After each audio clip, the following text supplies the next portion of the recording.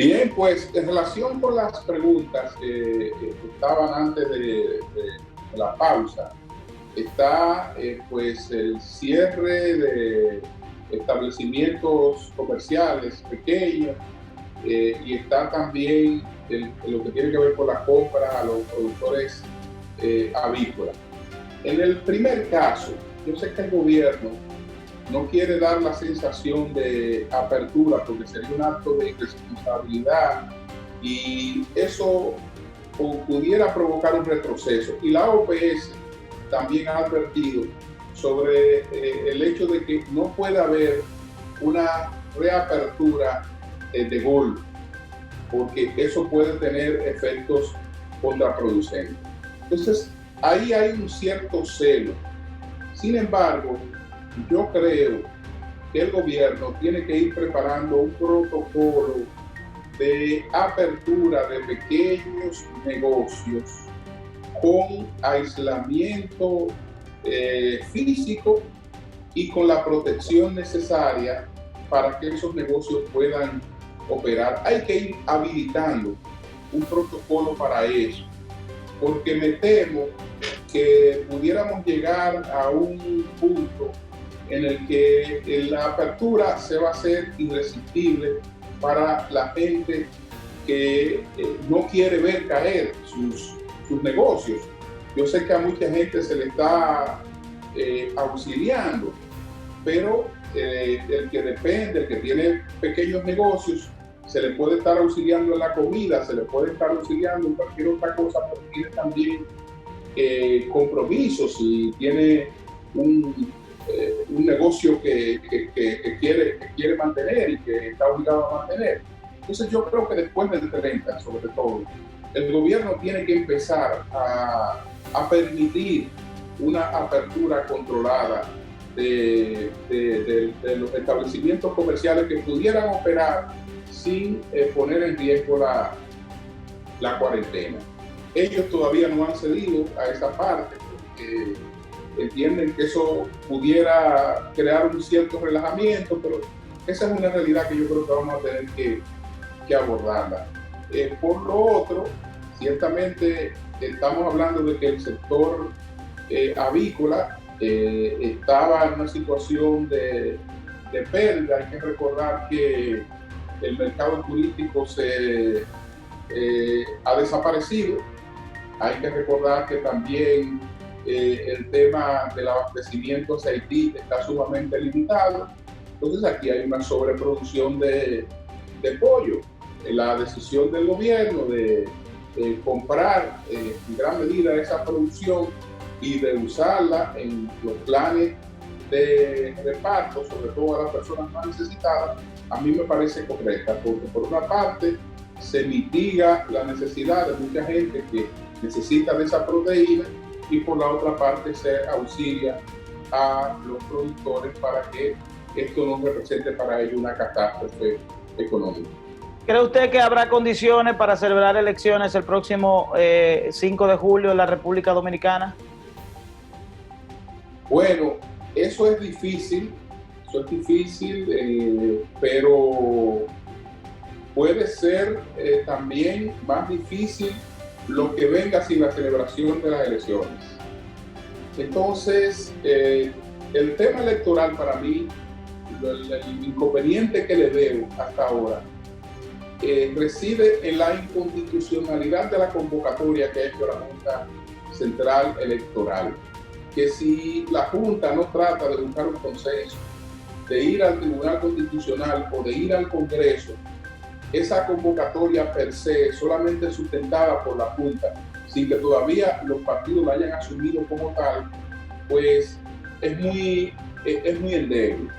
Pero si se fortalece la convocatoria desde el tipo de vista de la seguridad jurídica constitucional y se llega al entendimiento de que hay que celebrar esas elecciones, pues la gente iría a votar. ¿Y usted cree que la gente estaría en condición de ir a votar, don Julio? ¿De que la gente se va a exponer a ir a votar sin un mecanismo de protección y sin que haya medidas que vayan más allá de proteger la integridad de cada una de esas personas? Mira, como quiera van a ser unas elecciones altamente cuestionadas por el hecho de que no va a participar la diáspora.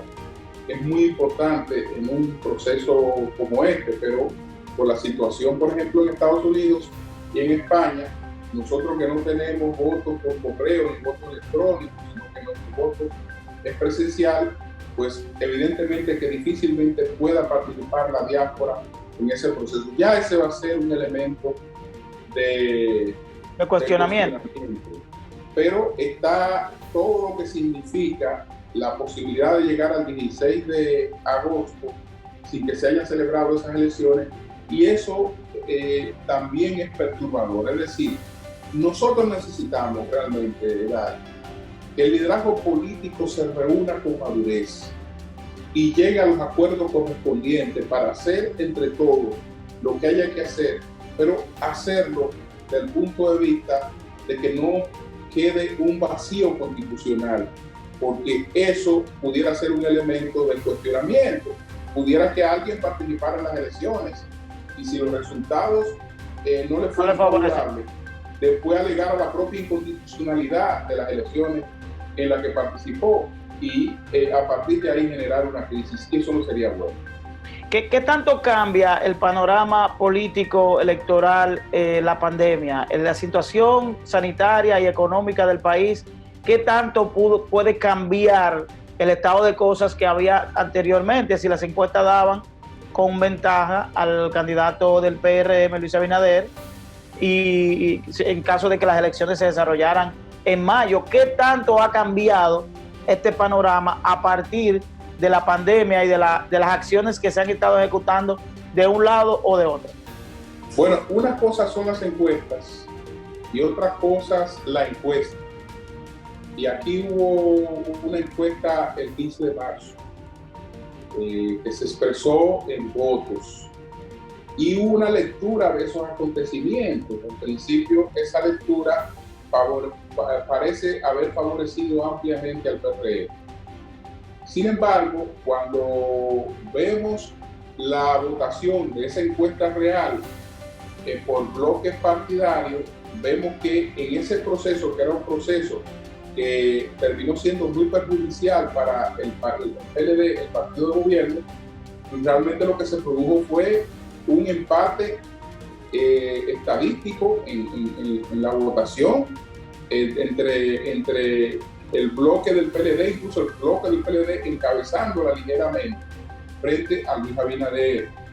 Es decir, que si estamos hablando de que en un proceso muy perjudicial para el PLD, en el que se entiende que incluso el PLD y su bloque perdieron esas elecciones, y ese partido en los números reales quedó por encima del bloque del PRM, después de esta coyuntura, donde ese descontento, esa incomodidad que había frente al gobierno y al PLD cuando se le creía culpable del colazo de las elecciones, han menguado bastante y hay una percepción mucho más solidaria, hay mucho más certeza de la eficiencia del PLD, pues evidentemente que las cosas han debido variar a favor del PLD. También está el rol que ha jugado el candidato del PLD, que no es un candidato de discurso,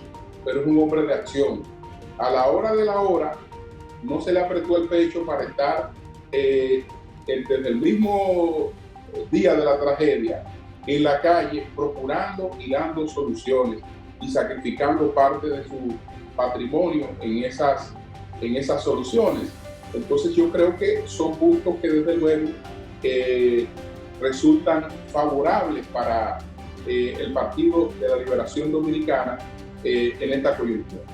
Pero ¿no cree usted, don Julio, ya finalmente que se le ve un tanto solo al candidato Gonzalo Castillo, de que ciertamente está haciendo un ejercicio interesante de colaboración, de auxilio, que pudiera favorecer en términos políticos, pero que se ve una ausencia total del liderazgo nacional, es decir, funcionarios, pero que también dirigentes políticos, gente que pudieran ser importantes en el marco de esta tragedia, porque dirigen instancias que son muy afectadas y que forman parte esencial del desarrollo económico de la República Dominicana? ¿No cree usted que está un tanto solo el candidato presidencial Gonzalo Castillo?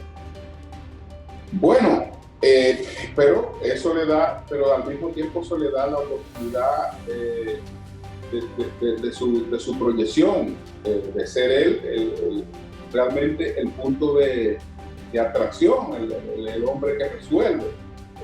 Entonces ya eso como candidato, como individuo, a él le favorece. Por otra parte, él no necesita tanto la compañía de un gobierno o de sus compañeros de partido como la eficiencia así de un gobierno. Él no necesita que el gobierno lo acompañe. Él necesita que el gobierno supere la imagen, que el gobierno tenga buena imagen, que el gobierno tenga buen posicionamiento. No tiene que estar detrás de él. Automáticamente, pues son cosas que se transfieren. Y el PLD creo que si tiene a un gobierno que está actuando, no puede quitarle el protagonismo al gobierno, porque eso pudiera tener otra lectura también. Bueno, don Julio, muchísimas gracias. Queremos darle las gracias y que usted le demos la bienvenida a Homero Figueroa, que será nuestra próxima conversación. Salude a don Homero, que ya está ahí en el círculo de espera, don Julio. Y a usted agradecerle que haya tomado estos minutos para conversar con nosotros aquí en La Gente Habla. Bueno, pues muchas gracias, Dari, y un saludo muy especial para Homero. Vamos a escuchar y a ver sus planteamientos también. Saludos, Julio. ¿Cómo estás?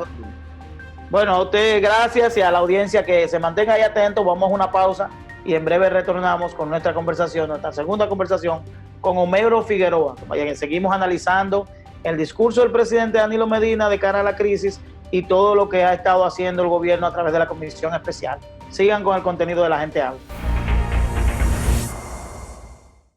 Hola mis amigos, yo soy Dari Terrero de La Gente Habla. En este momento difícil que vive la República Dominicana por el paso de la pandemia del COVID-19, la mejor decisión y la mejor recomendación es que te quedes en casa. Quédate en casa. Estamos atravesando momentos muy difíciles en la República Dominicana. En este momento estamos en el pico de la pandemia, donde pudiéramos estar enfrentando contagio en términos sociales, en términos de los vecindarios, de los barrios.